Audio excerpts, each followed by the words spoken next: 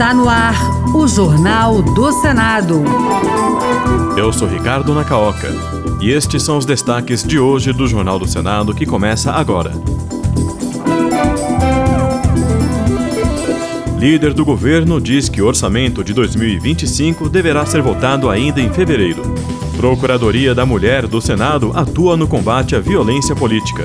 Comissão pode votar projeto de revitalização de Seringais.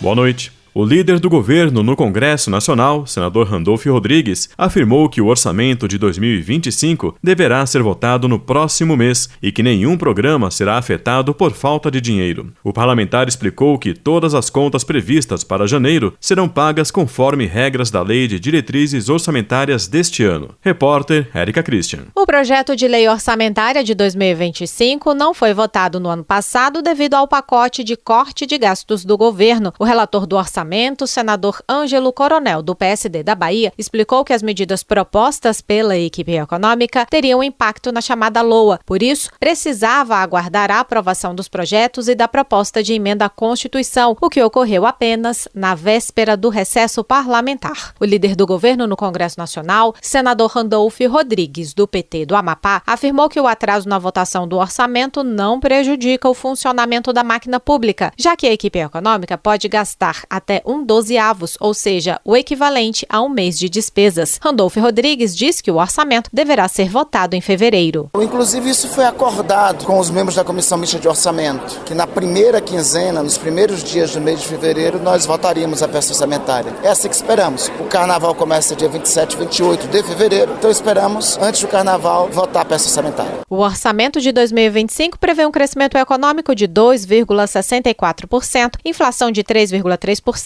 juros de 9,61% ao ano e dólar cotado a R$ 5,19. A proposta estima que o país encerrará o ano sem déficit ou superávit, ou seja, com uma meta fiscal zero, e a renúncia fiscal, no caso, isenções ou reduções de impostos para diversos setores, será de quase 544 bilhões de reais. E a Comissão de Meio Ambiente pode votar a criação da Política Nacional de Revitalização e Diversificação dos Seringais Amazônicos. A iniciativa visa preservar as matas nativas de seringueiras e promover o uso diversificado da borracha. Repórter Alexandre Campos. De autoria do senador Sérgio Petecão, do PSD do Acre, a proposta tem o objetivo de promover o uso diversificado da borracha e a agregação de valor a essa cadeia produtiva. Ele acredita ser possível transformar econômica e socialmente as comunidades da região amazônica que vivem da exploração da seringueira e evitar a derrubada de árvores para que outras atividades menos sustentáveis ocupem as terras. Pelo projeto, o Programa de Revitalização dos Seringais prevê a capacitação das comunidades, parcerias entre os trabalhadores e instituições públicas e privadas para a identificação de novos usos para a borracha. Sérgio Petecão também citou a oferta de linhas de crédito para financiar as atividades, incentivos para as empresas e apoio para o desenvolvimento de novos usos e tecnologias para a borracha. Então, a ideia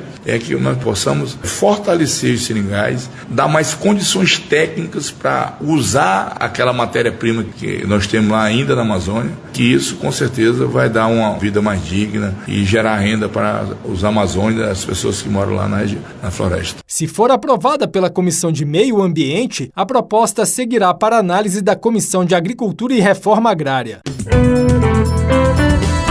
O presidente da República sancionou a lei que reconhece a data de 16 de dezembro como Dia Nacional do Medicamento Biosimilar. Esses medicamentos são versões semelhantes aos biológicos de referência e são bastante procurados por terem preços mais acessíveis. O senador Dr. Irã, do PP de Roraima, que foi o relator da proposta na Comissão de Assuntos Sociais, ressaltou que o medicamento biosimilar deve ter os mesmos resultados de segurança, qualidade e eficácia dos medicamentos de referência. Incumbe ressaltar a importância dos medicamentos biosimilares para a saúde pública em razão de terem possibilitado o maior acesso da população à classe de medicamentos biológicos que representam uma importante inovação terapêutica e que, pelas complexidades tecnológicas envolvidas em sua produção, são medicamentos de custo mais alto. Também entrou em vigor a Política Nacional do Pequi e de outros frutos do Cerrado. A nova lei proíbe a derrubada de árvores sem autorização e cria estímulos para impulsionar a exploração econômica sustentável por comunidades tradicionais. Repórter Marcela Cunha. A Política Nacional para o Manejo Sustentável, Plantio, Extração, Consumo, Comercialização e Transformação do pequi e demais frutos nativos do Cerrado proíbe a retirada e o uso predatório de pequizeiros. A derrubada precisa ser autorizada pelo poder público e se restringirá aos casos em que a árvore estiver morta ou seca ou em área destinada a serviço de utilidade pública ou dificultando a implantação de atividades agrícolas, florestais e pecuárias. A política também busca incentivar o plantio de mudas e identificar as comunidades tradicionais que vivem da coleta desses frutos, como lembrou o senador Jorge Cajuru, do PSB de Goiás. O Cerrado é um bioma que fornece à sociedade brasileira recursos naturais que, se bem manejados e geridos, possibilitam um uso econômico sustentável. A Política Nacional do Pequi também vai incentivar a pesquisa do folclore relacionado ao fruto e promover eventos culturais que estimulem o turismo e o comércio desses produtos, além de desenvolver selos de qualidade e de procedência. A Comissão de Assuntos Econômicos aprovou nos últimos 2 anos cerca de 300 projetos de lei, 75 pedidos de empréstimos internacionais e realizou 45 audiências públicas em quase 130 reuniões. Entre as propostas discutidas e votadas estão a renegociação de dívidas de produtores rurais e o aumento no crédito para pequenos negócios. Mais informações com o repórter Bruno Lourenço. O presidente da Comissão de Assuntos Econômicos no último biênio, senador Vanderlan Cardoso, do PSD de Goiás, disse que o colegiado votou nesse período projetos voltados para o agronegócio, agricultura familiar, direito das mulheres, meio ambiente e respostas a calamidades públicas, a exemplo do crédito e da renegociação de dívidas para vítimas das enchentes que atingiram o Rio Grande do Sul. Vanderlan destacou algumas das propostas aprovadas. Igualdade salarial entre mulheres e homens, o programa Desenrola, crédito para micro e pequenas empresas e muitos outros, até o projeto que concedeu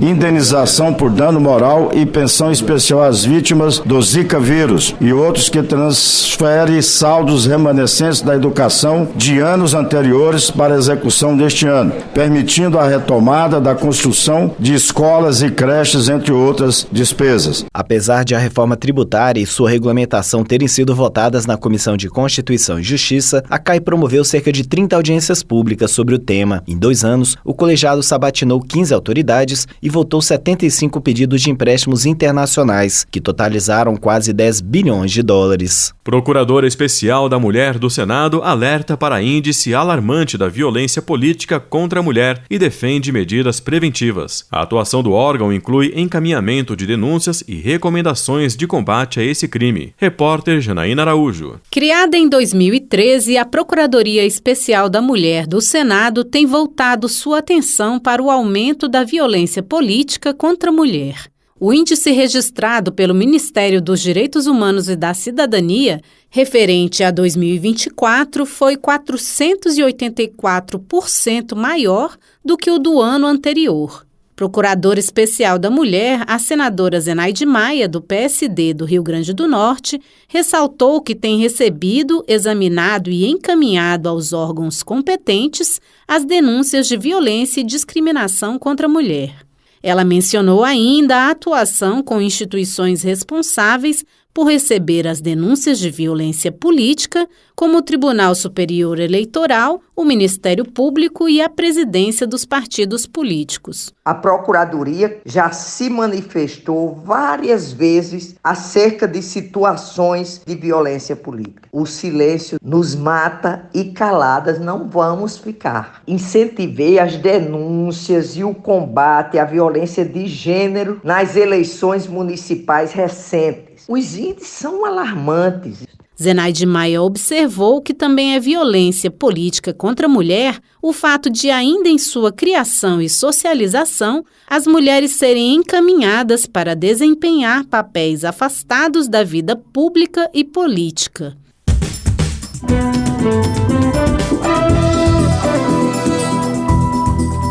Com trabalhos técnicos de Eliseu Caires, o Jornal do Senado fica por aqui. Acompanhe agora as notícias da Câmara dos Deputados. Boa noite.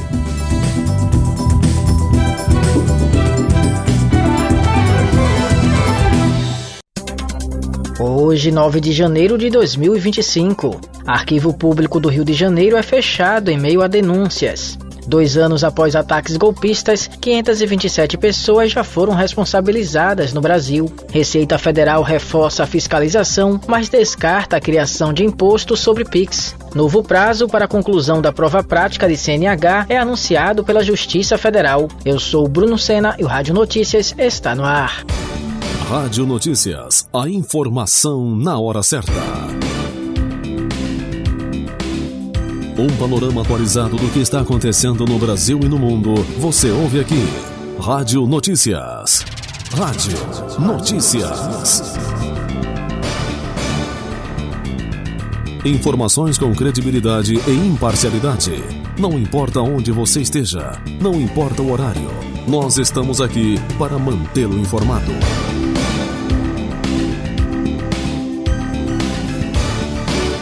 Rádio Notícias. A informação na hora certa. O Arquivo Público do Estado do Rio de Janeiro foi fechado devido às condições críticas do prédio, incluindo rachaduras, fiação exposta e risco de desabamento e incêndio. A decisão foi tomada pelo então diretor Victor Travancas, que apontou irregularidades como a presença de 26 funcionários fantasmas e informou ter acionado o Ministério Público do Rio. O local, que guarda um acervo histórico de mais de 4.000 metros lineares de documentos, incluindo registros do DOPS e da ditadura militar, tem materiais digitalizados armazenados em HDs no local, mas sem acesso público online. Após a denúncia, o governador do Rio de Janeiro, Cláudio Castro, do PL, decidiu exonerar o diretor Victor Travancas sem nem comunicá-lo antes. Alexandre de Moraes reafirma a exigência de respeito às leis brasileiras pelas redes sociais. Quem traz mais detalhes é Ailton Moreno. O ministro do Supremo Tribunal Federal, Alexandre de Moraes, declarou nesta quarta-feira que as redes sociais só poderão operar no Brasil caso respeite as leis do país. A afirmação foi feita durante a cerimônia que marcou 2 anos dos ataques à sede dos 3 poderes. Moraes criticou plataformas digitais por facilitarem a disseminação de discursos de ódio e ações golpistas. O posicionamento também é uma resposta à decisão da Meta, proprietária do Facebook e Instagram, de encerrar seu programa de checagem de fatos nos Estados Unidos, o que levantou preocupações sobre a atuação da empresa em outros países. O ministro destacou que o Brasil não é uma terra sem lei e que, independentemente das ações ou declarações de dirigentes das Big Techs, as plataformas devem seguir a legislação brasileira para continuar operando. Moraes enfatizou o papel das redes sociais nos eventos que culminaram nos ataques de 2 anos atrás, reafirmando a necessidade de regulação e cumprimento das normas para evitar novas movimentações antidemocráticas. Com informações para o Rádio Notícias, Ailton Moreno. 2 anos após os ataques golpistas de 8 de janeiro de 2023, o Brasil segue investigando e responsabilizando os envolvidos. Até o momento, 527 pessoas firmaram acordos com o Ministério Público, arrecadando R$1.700.000 em multas e comprometendo-se a serviços comunitários e cursos sobre democracia. Entre os principais responsáveis, o tenente-coronel Mauro Cid foi preso em março de 2024 por coordenar o financiamento dos atos. O general Walter Braga Neto também está detido. Cerca de 22 foragidos têm pedidos de extradição em andamento após romperem tornozeleiras e deixarem o país. A resposta das instituições democráticas, rápida e rigorosa, segue como marco para evitar a repetição de eventos similares no futuro. A informação na hora certa. Rádio Notícias. Os primeiros meses de 2025 devem registrar aumento de casos de dengue no Brasil, impulsionados pelo fenômeno El Niño. O Ministério da Saúde alerta que estados como São Paulo, Rio de Janeiro e Paraná estão em maior risco. Desde fevereiro de 2024, o SUS oferece a vacina Qdenga para crianças de 10 a 14 anos. Até dezembro, mais de 6 milhões de doses foram distribuídas, com quase 4 milhões aplicadas. Apesar disso, a faixa etária elegível não será ampliada neste ano. devido à produção limitada e à necessidade de garantir a segunda dose para quem já iniciou o esquema vacinal. No setor privado, a vacina custa entre R$ 350 e R$ 490 por dose, mas a disponibilidade também é restrita. A vacina oferece proteção de até 84,1% contra hospitalizações e é recomendada mesmo para quem perdeu o prazo da segunda dose. O Instituto Butantan aguarda a aprovação da Anvisa para uma nova vacina que pode disponibilizar 100 milhões de doses em 3 anos, reforçando a luta contra a doença no país. Estados vão receber reforço para tratamento da tuberculose. Natália Kozlik traz mais informações. A tuberculose é uma das doenças infecciosas e transmissíveis que mais matam no mundo, de acordo com a Organização Mundial da Saúde, atrás apenas da Covid-19. Mas quando o tratamento é feito no tempo certo e de forma adequada, a doença tem cura. São 4 os medicamentos disponibilizados de graça pelo Sistema Único de Saúde para a recuperação dos pacientes com esse diagnóstico. E para facilitar o tratamento, o Ministério da Saúde começou a distribuir um combinado desses fármacos, considerado de primeira linha no tratamento da doença. É a Rifampicina 4 em 1, que combina os 4 medicamentos em um único comprimido. Quase 8 milhões de unidades do medicamento já começaram a ser entregues aos estados brasileiros e devem atender a demanda nacional ao longo do primeiro trimestre deste ano, garantindo o abastecimento da rede pública e a continuidade dos tratamentos em todo o país. O medicamento também é utilizado para o tratamento de outras doenças, como hanseníase e meningite. Da agência Rádio Gov em Brasília, Natália Kozlik. A Receita Federal esclareceu que o reforço na fiscalização de transferências via Pix e cartão de crédito não significa a criação de novos impostos. Desde 1º de janeiro, entraram em vigor as novas regras de monitoramento que incluem transferências Pix acima de R$ 5.000 mensais para pessoas físicas e R$ 15.000 para pessoas jurídicas. Esses limites também se aplicam às operadoras de cartões de crédito e instituições de pagamento, como bancos digitais e carteiras virtuais, que devem informar a Receita sobre essas transações. Os bancos tradicionais e cooperativas de crédito já eram obrigados a reportar as operações financeiras acima desses valores. A Receita destacou que o objetivo é ampliar o controle sem a imposição de novos tributos. Rádio Notícias. A informação na hora certa. CNH, prazo para fazer a prova prática é prorrogado em 90 dias. Quem explica pra gente é Marquesan Araújo. Os brasileiros que estão na fila para fazer a prova prática, que dá direito à Carteira Nacional de Habilitação, a CNH, contam com um novo prazo para a conclusão desse processo. Isso porque a Justiça Federal estendeu o período em 90 dias. A determinação foi estabelecida após o ingresso de uma ação judicial por parte da Associação das Autoescolas do Estado de São Paulo. De acordo com a entidade, mais de 90 mil pessoas ainda se encontram nessa situação no país. Os estados de Goiás e de Minas Gerais respondem pela maior demanda. Com isso, os candidatos que deram início ao processo para a retirada da CNH a partir de 20 de março de 2019 têm até o dia 31 do mesmo mês de 2025 para concluir o processo. É importante destacar que a medida é válida para quem já emitiu o certificado de conclusão das aulas práticas até 31 de dezembro do ano passado. De acordo com informação disponibilizada no site do Detran do Mato Grosso do Sul, no estado, cerca de 14,8 mil processos poderão ser beneficiados com essa prorrogação do prazo. Do total, 7,8 mil são da categoria 2 rodas e 6,9 mil da categoria 4 rodas. Já de acordo com o Detran de São Paulo, atualmente existem aproximadamente 22 mil processos de habilitação em aberto no estado. A Secretaria Nacional de Trânsito informou que foram feitos ajustes no Registro Nacional de Condutores Habilitados para permitir que os Detrans consigam inserir as transações relacionadas à finalização do processo de formação do condutor até a data estabelecida pela determinação judicial. Segundo a Secretaria, os Detrans foram informados da decisão no último dia 27 de dezembro. Reportagem Marquesan Araújo. O Banco Central informou que ainda há 8 bilhões e 700 milhões de reais em valores esquecidos em instituições financeiras no país. O prazo oficial para resgate terminou em 16 de outubro e os recursos foram remetidos ao Tesouro Nacional. No entanto, interessados podem requerer judicialmente os depósitos em até 6 meses. A consulta deve ser feita exclusivamente pelo site oficial do Banco Central, valoresareceber.bcb.gov.br. Para receber os valores é necessário fornecer uma chave Pix ou contatar a instituição financeira responsável para combinar outra forma de devolução. No caso de pessoas falecidas, os herdeiros ou representantes legais precisam preencher um termo de responsabilidade e seguir os procedimentos indicados pela instituição.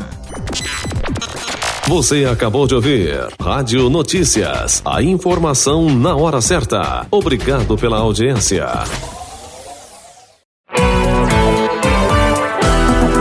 Boletim.leg. As últimas notícias do Senado Federal para você. Governo conta com a aprovação do Orçamento Geral da União em fevereiro. Na primeira quinzena, nos primeiros dias do mês de fevereiro, nós votaríamos a peça orçamentária. Comissão pode votar a criação da Semana Nacional de Educação Cidadã. Eu sou Ricardo Nacaoca e este é o Boletim.leg. Líder do governo diz que o orçamento de 2025 deverá ser votado em fevereiro e que nenhum programa será afetado por falta de dinheiro. Repórter Érica Christian. O projeto de lei orçamentária de 2025 não foi votado no ano passado devido ao pacote de corte de gastos do governo. O relator do orçamento, senador Ângelo Coronel, do PSD da Bahia, explicou que as medidas propostas pela equipe econômica teriam impacto na chamada LOA. Por isso, precisava aguardar a aprovação dos projetos e da proposta de emenda à Constituição, o que ocorreu apenas na véspera do recesso parlamentar. O líder do governo no Congresso Nacional, senador Randolfo Rodrigues, do PT do Amapá, afirmou que o atraso na votação do orçamento não prejudica o funcionamento da máquina pública, já que a equipe econômica pode gastar até 1/12, ou seja, o equivalente a um mês de despesas. Randolfo Rodrigues diz que o orçamento deverá ser votado em fevereiro. Inclusive, isso foi acordado com os membros da Comissão Mista de Orçamento, que na primeira quinzena, nos primeiros dias do mês de fevereiro, nós votaríamos a peça orçamentária. Essa que esperamos. O orçamento de 2025 prevê um crescimento econômico de 2,64%, inflação de 3,3%, juros de 9,61% ao ano e dólar cotado a R$ 5,19. A proposta estima que o país encerrará o ano sem déficit ou superávit, ou seja, com uma meta fiscal zero, e a renúncia fiscal, no caso, isenções ou reduções de impostos para diversos setores, será de quase 544 bilhões de reais. A Comissão de Assuntos Econômicos aprovou nos últimos 2 anos cerca de 300 projetos de lei e 75 pedidos de empréstimos internacionais. Entre as propostas estão a renegociação de dívidas de produtores rurais, o aumento no crédito para pequenos negócios e a pensão para vítimas do Zika vírus. Repórter Bruno Lourenço. O presidente da Comissão de Assuntos Econômicos no último biênio, senador Vanderlan Cardoso, do PSD de Goiás, disse que o colegiado votou nesse período projetos voltados para o agronegócio, agricultura familiar, direito das mulheres, meio ambiente e respostas a calamidades públicas, a exemplo do crédito e da renegociação de dívidas para vítimas das enchentes que atingiram o Rio Grande do Sul. Vanderlan destacou algumas das propostas aprovadas. Igualdade salarial entre mulheres e homens, o programa Desenrola, crédito para micro e pequenas empresas e muitos outros, até o projeto que concedeu indenização por dano moral e pensão especial às vítimas do Zika vírus e outros que transferem saldos remanescentes da educação de anos anteriores para a execução deste ano, permitindo a retomada da construção de escolas e creches, entre outras despesas. Em 2 anos, o colegiado sabatinou 15 autoridades e votou 75 pedidos de empréstimos internacionais, que totalizaram quase 10 bilhões de dólares.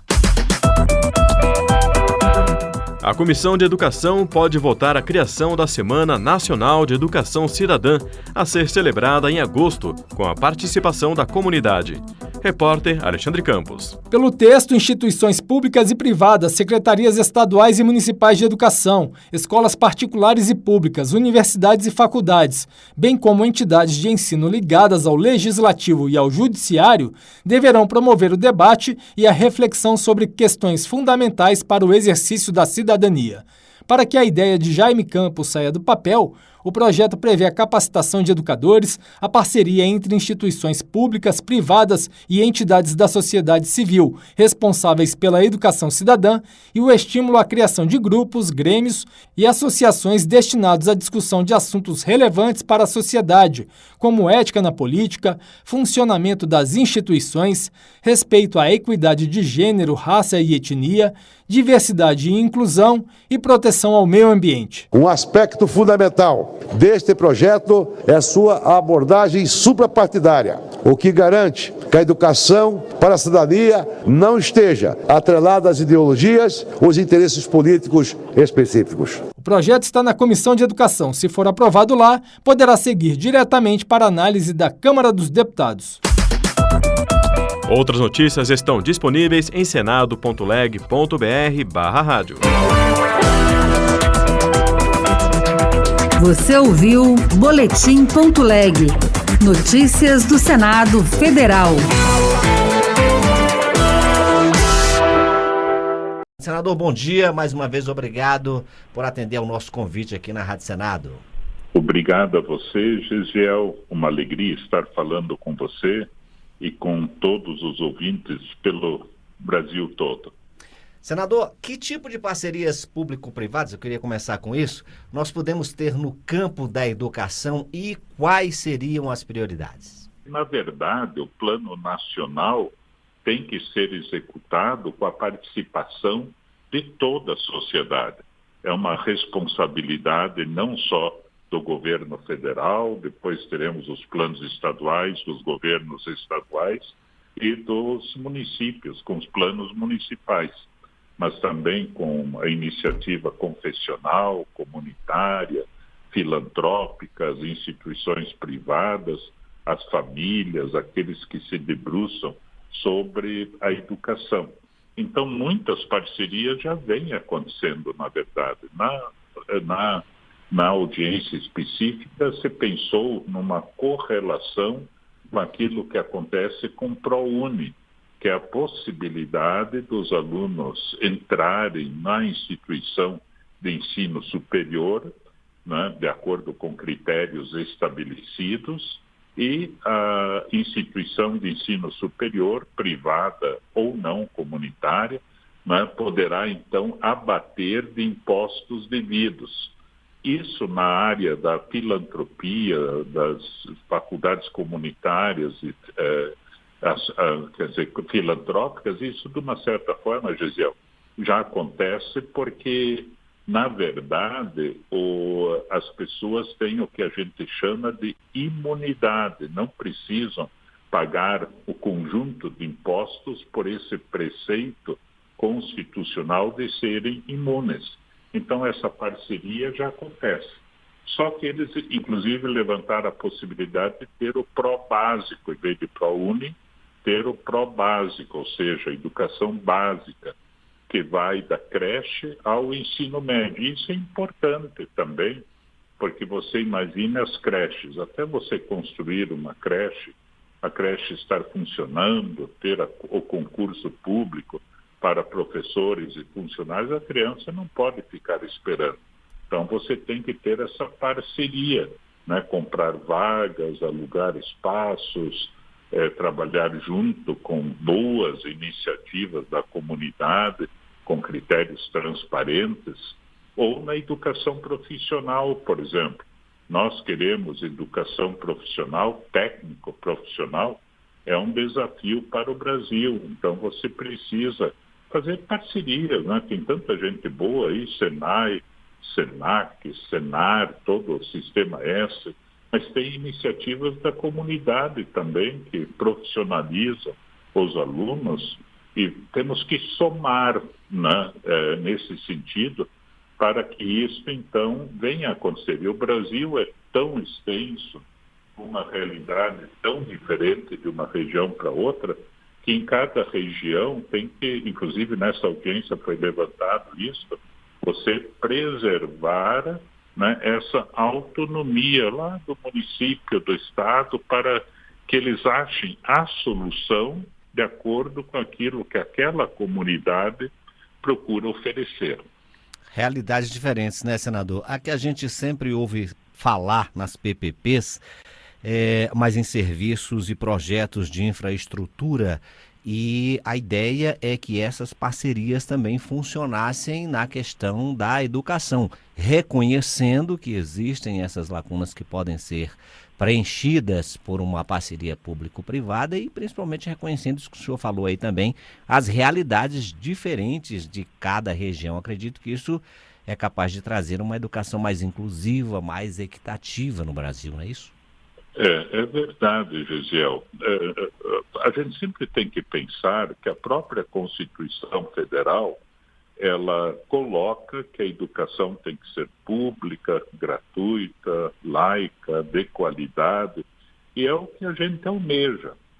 Agora, na audiência pública, as pessoas disseram, olha, nós temos objetivos, temos metas a serem alcançadas, estratégias diferentes de acordo com o município, então tem que haver, de alguma forma, uma flexibilidade, né? A própria Constituição diz que os recursos públicos podem ser destinados para entidades filantrópicas, comunitárias. Isso já vem acontecendo também. Só que nós temos que ter um planejamento articulado para que as metas de fato sejam alcançadas. Mesmo na educação fundamental, que a educação é obrigatória no Brasil, vamos dizer, dos 4 aos 17 anos, que é 18 anos, que é a idade em que a pessoa está na pré-escola, vai para o ensino fundamental, vai para o ensino médio, né? E é obrigatória. E essa educação obrigatória não vem acontecendo ainda para 100% da população, particularmente no final do ensino fundamental. Por exemplo, nós queremos educação em tempo integral. É o melhor que existe, a pessoa ser preparada para o trabalho, mas a área pública, a estrutura, o tamanho das escolas, o número de salas, não comporta isso também. Demoraria 20 anos, 30 anos para você ter algo bonito. Mas temos boas iniciativas pelo Brasil, eu conheço dezenas delas, né, em que no contraturno, quer dizer, a criança vai para a aula de manhã, aí sai da aula, vai para uma entidade articulada com a escola, comunitária, confessional, almoça nessa entidade, tem esporte, tem música, tem artes, faz a lição, reforço, pensa no projeto de vida. Se nós fizermos esta articulação, poderemos ter educação em tempo integral, junto com profissionalizante no ensino médio, né, em um espaço de tempo muito menor. Então tem que ser transparente, tem que ser bom, para que o que os participantes da audiência disseram, tem que, assim, nós temos que ter esses mecanismos que existem, basta a gente colocar em prática, né, numa ação bem articulada, federal, estadual e municipal, para que os objetivos sejam alcançados num menor espaço de tempo. Porque o plano que já está acabando, as metas não foram alcançadas, né? No plano anterior também não. Então não adianta a gente fazer um plano nacional que a gente imagina de antemão que vai ser difícil. Tudo é difícil, nós temos que ser ambiciosos na educação, né, que é prioridade absoluta para o Brasil. Então, nesse sentido, vamos trabalhar juntos. No fundo, a ideia, olha, todos são chamados a dizer, temos uma meta, como é que essa meta a gente pode cumprir? Lá no interior do Amazonas, do Pará, na floresta amazônica, mas também em centros urbanos ou periferias. Por exemplo, as escolas estão superlotadas em muitos locais das periferias. Tem escola que não tem banheiro, que não tem energia elétrica, saneamento, água potável. Falta o básico, né, senador? Olha, então, esse é um esforço possível, dizer para todos os ouvintes, um esforço possível e articulado, todos nós juntos a favor da educação. Ok, senador, muito obrigado. Conta aqui com a Rádio Senado para a publicização sempre desse debate. Muito obrigado mais uma vez pela sua participação e até uma próxima, senador Arnes. Abraço. Fique agora com o Boletim.leg. Boletim.leg. As últimas notícias do Senado Federal para você. Comissão de Meio Ambiente pode votar política de fortalecimento de seringais. Dá mais condições técnicas para usar aquela matéria-prima que nós temos lá ainda na Amazônia. Já está em vigor política de manejo sustentável do pequi e outros frutos do cerrado. Eu sou Regina Pinheiro e este é o Boletim.leg. A Comissão de Meio Ambiente pode votar a criação da Política Nacional de Revitalização e Diversificação dos Seringais Amazônicos. Repórter Alexandre Campos. De autoria do senador Sérgio Petecão, do PSD do Acre, a proposta tem o objetivo de promover o uso diversificado da borracha e a agregação de valor a essa cadeia produtiva. Ele acredita ser possível transformar econômica e socialmente as comunidades da região amazônica que vivem da exploração da seringueira e evitar a derrubada de árvores para que outras atividades menos sustentáveis ocupem as terras. Pelo projeto, o Programa de Revitalização dos Seringais prevê a capacitação das comunidades, parcerias entre os trabalhadores e instituições públicas e privadas para a identificação de novos usos para a borracha, além do apoio ao empreendedorismo, à construção de fábricas e à formação de cooperativas para o processamento do produto. Sérgio Petecão também citou a oferta de linhas de crédito para financiar as atividades, incentivos para as empresas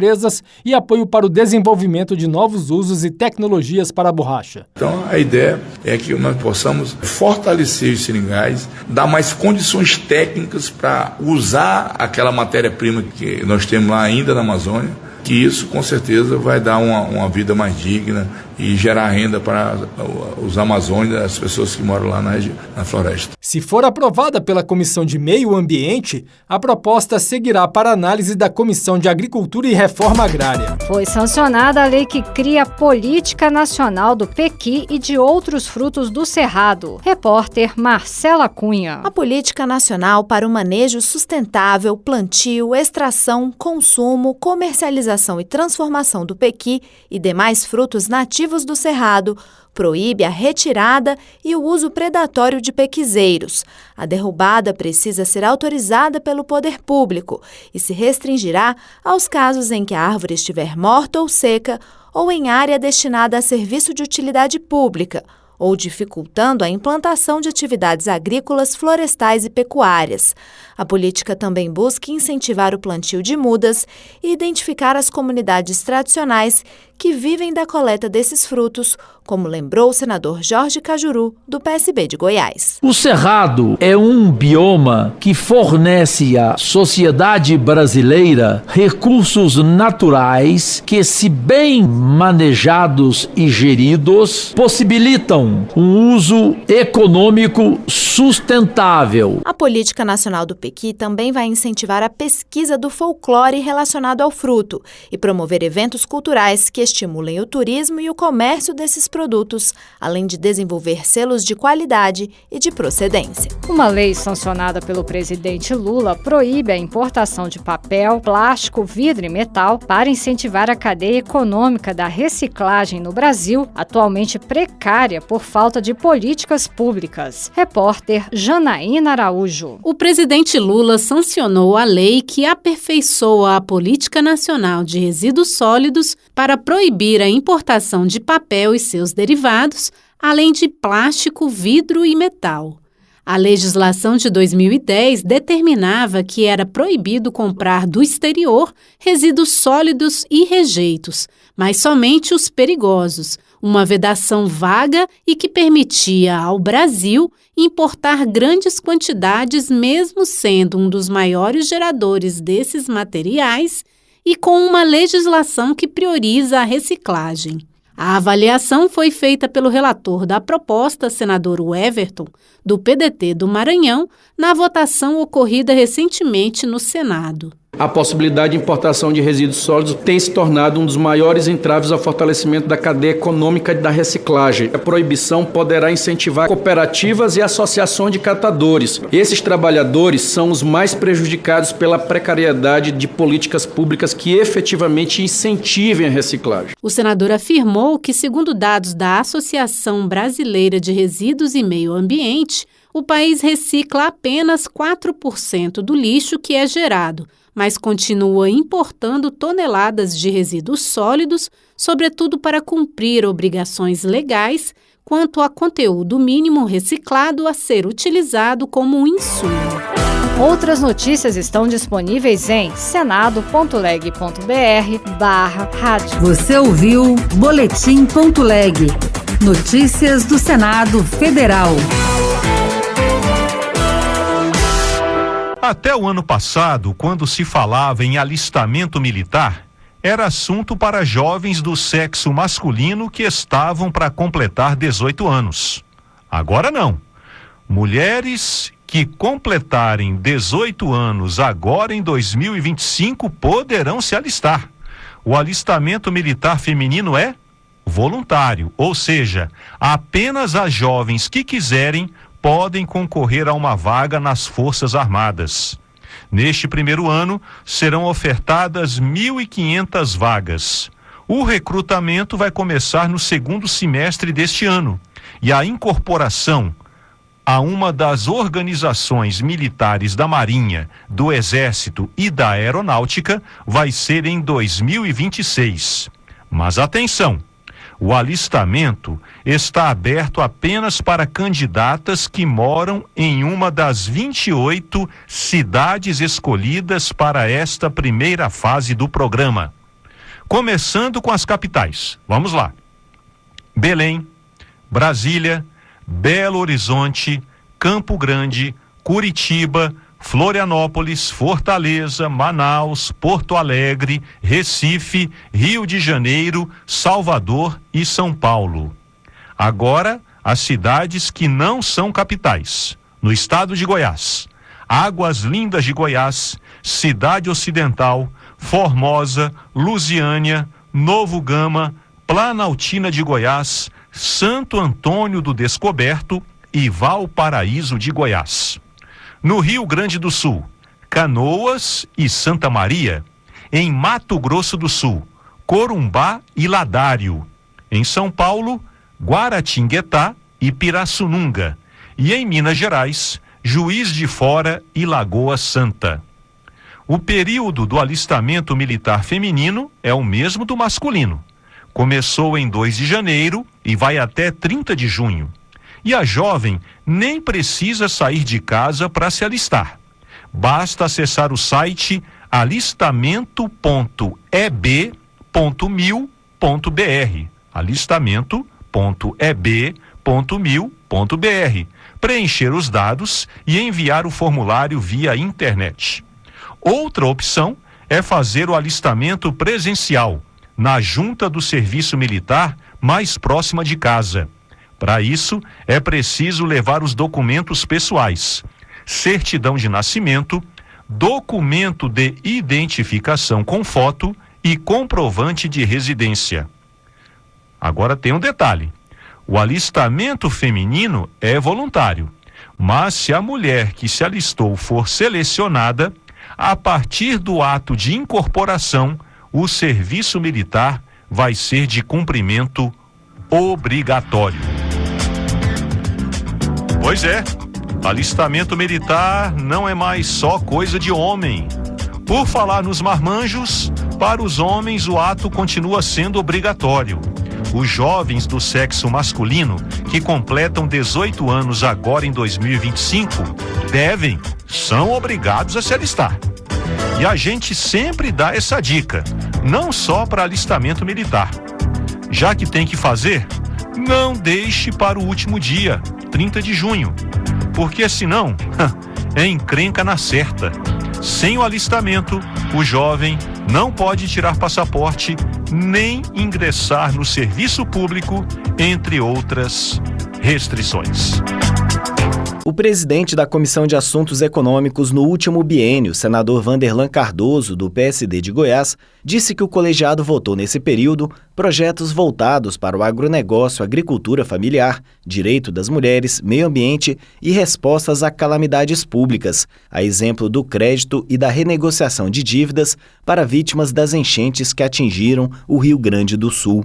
Vanderlan destacou algumas das propostas aprovadas. Discutimos e votamos também proposições sobre economia solidária e empreendedorismo e ainda diversos projetos visando oferecer maior eficiência ao Estado, desde enfrentamento de filas do INSS, igualdade salarial entre mulheres e homens, o programa Desenrola, crédito para micro e pequenas empresas e muitos outros, até o projeto que concedeu indenização por dano moral e pensão especial às vítimas do Zika vírus e outros que transferem saldos remanescentes da educação de anos anteriores para a execução deste ano, permitindo a retomada da construção de escolas e creches, entre outras despesas. Apesar de a reforma tributária e sua regulamentação terem sido votadas na Comissão de Constituição e Justiça, a CAI promoveu cerca de 30 audiências públicas sobre o tema, que auxiliaram os senadores na tomada de decisões. Em 2 anos, o colegiado votou ainda 75 pedidos de empréstimos internacionais, que chegaram a um total de quase 10 bilhões de dólares. E sabatinou 15 autoridades, entre indicados para a diretoria do Banco Central e para o Conselho de Administração de Defesa Econômica. Da Rádio Senado, Bruno Lourenço. A Política Nacional para o Manejo Sustentável, Plantio, Extração, Consumo, Comercialização e Transformação do pequi e demais frutos nativos do Cerrado foi sancionada pela Presidência da República. O objetivo é incentivar a preservação de áreas de ocorrência do pequizeiro e de outros produtos nativos do bioma. Para isso, proíbe a retirada e o uso predatório de pequizeiros. A derrubada precisa ser autorizada pelo poder público e se restringirá aos casos em que a árvore estiver morta ou seca, se estiver em área destinada a serviço de utilidade pública ou dificultando a implantação de atividades agrícolas, florestais e pecuárias. A política também busca incentivar o plantio de mudas e identificar as comunidades tradicionais que vivem da coleta desses frutos, como lembrou o senador Jorge Cajuru, do PSB de Goiás. O Cerrado é um bioma que fornece à sociedade brasileira recursos naturais que, se bem manejados e geridos, possibilitam um uso econômico sustentável. A Política Nacional do Pequi também vai incentivar a pesquisa do folclore relacionado ao fruto e promover eventos culturais que estimulem o turismo e o comércio desses produtos, além de desenvolver selos de qualidade e de procedência. Da Rádio Senado, Marcela Cunha. O projeto de lei orçamentária de 2025 não foi votado no ano passado devido ao pacote de corte de gastos do governo. O relator, senador Ângelo Coronel, do PSD da Bahia, explicou que as medidas propostas pela equipe econômica teriam impacto na chamada LOA. Por isso, precisava aguardar a aprovação dos projetos e da proposta de emenda à Constituição, o que ocorreu apenas na véspera do recesso parlamentar. O líder do governo no Congresso Nacional, senador Randolfo Rodrigues, do PT do Amapá, afirmou que o atraso na votação do orçamento de 2025 não prejudica de forma alguma as contas públicas. Ele esclareceu que a equipe econômica tem autorização para fazer todos os pagamentos e transferências no limite de 1/12, ou seja, o equivalente a um mês de despesas. Randolfo Rodrigues disse ainda que o orçamento deverá ser votado pelos deputados e senadores ainda em fevereiro. Inclusive, isso foi acordado com os membros da Comissão Mista de Orçamento, que na primeira quinzena, nos primeiros dias do mês de fevereiro, nós votaríamos a peça orçamentária. É assim que esperamos. O Carnaval começa dia 27 e 28 de fevereiro, então esperamos, antes do Carnaval, votar a peça orçamentária. Já aprovado pela Comissão Mista de Orçamento, o projeto de lei orçamentária de 2025 prevê um crescimento crescimento econômico de 2,64%, uma inflação de 3,3%, taxa básica de juros de 9,61% ao ano e um dólar cotado a R$ 5,19. A proposta estima que o país vai encerrar 2025 sem déficit ou superávit, ou seja, com uma meta fiscal zero, mas com uma tolerância de cerca de 31 bilhões de reais para mais ou menos. O limite global de despesas é de 2 trilhões e 249 bilhões de reais. A renúncia fiscal prevista, ou seja, de isenções ou reduções de impostos para diversos setores, será de quase 544 bilhões de reais. Da Rádio Senado, Érica Christian. A Comissão de Constituição e Justiça pode analisar este ano um projeto do senador Jaime Campos, do União de Mato Grosso, que visa inibir a ação de bandidos que roubam valores e cargas durante o seu transporte. Pelo texto, o tempo de reclusão, que hoje é de 4 a 10 anos no caso de roubo simples, poderá ser aumentado de 1/3 até a metade, se o crime for cometido nessas circunstâncias. Como muitas vezes o produto do roubo de cargas e valores é repassado para terceiros, o projeto quer combater a chamada receptação qualificada. Nesse caso, a pena para quem adquirir, receber, ocultar, transportar ou conduzir, em proveito próprio ou alheio, tais mercadorias será de reclusão de 3 a 8 anos, além de pagamento de multa. O senador citou dados do Anuário Brasileiro de Segurança Pública que revelam a dimensão do roubo de carga no país. Em 2022, foram registradas 13.032 ocorrências desse tipo de crime. Segundo Jaime Campos, em 2023, esse número foi maior, alcançando o total de 17 mil casos. Já o Instituto de Pesquisa Econômica Aplicada, o IPEA, calculou que as empresas brasileiras gastem 170 bilhões de reais ao ano para reduzir as consequências da violência. O senador alertou que 80% dos casos ocorrem à luz do dia e em locais movimentados, o que mostra que os criminosos, diante da inércia do Estado e da lei branda, não temem ser presos. Todo esse estado de coisas acarreta enormes dificuldades para os brasileiros que desejam empreender. Como consequência dos crimes, surge uma espiral de efeitos negativos, a exemplo do aumento das taxas de seguros, das interrupções no fornecimento de mercadorias, da elevação dos gastos com frete, da pressão por novos investimentos em segurança e do surgimento incontestável das restrições operacionais. E como tais custos acabam sendo repassados para o valor final dos bens e serviços. Todos os brasileiros pagam a conta. Se aprovado pela Comissão de Constituição e Justiça, o projeto poderá seguir diretamente para a Câmara dos Deputados. Da Rádio Senado, Alexandre Campos. O presidente Lula sancionou a lei que aperfeiçoa a Política Nacional de Resíduos Sólidos para proibir a importação de papel e seus derivados, além de plástico, vidro e metal.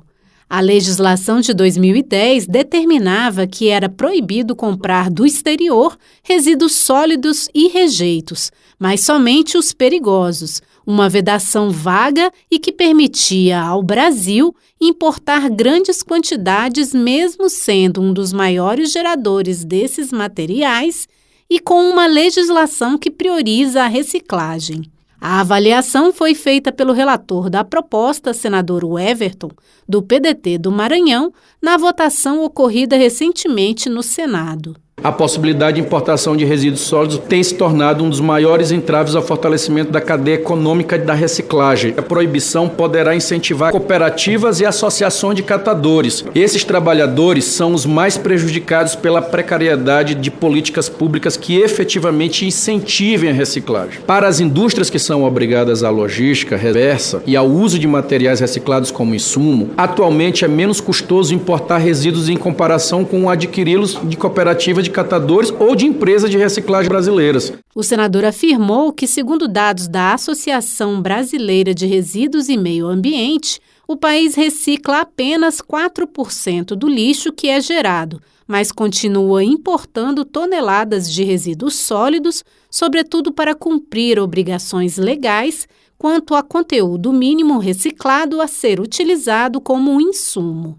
O Everton também enfatizou que atualmente a produção de alguns materiais recicláveis supera a capacidade da indústria de utilizá-los como insumo, gerando subaproveitamento ou descarte inadequado desses resíduos. Um dos maiores desafios é integrar a cadeia de reciclagem à cadeia produtiva, de modo a promover esse aproveitamento. O fortalecimento da cadeia de reciclagem envolve, sobretudo, reconhecer o benefício socioeconômico da atuação dos catadores, criar empregos e reduzir custos da produção da indústria, enquanto se aproveita a imensa quantidade de resíduos sólidos gerados, que atualmente são desperdiçados em aterros e lixões ou sequer coletados nos municípios. A lei sancionada prevê que poderão ser importados resíduos usados na transformação de materiais e minerais estratégicos, resíduos de metais e materiais metálicos, além daqueles derivados de produtos nacionais previamente exportados,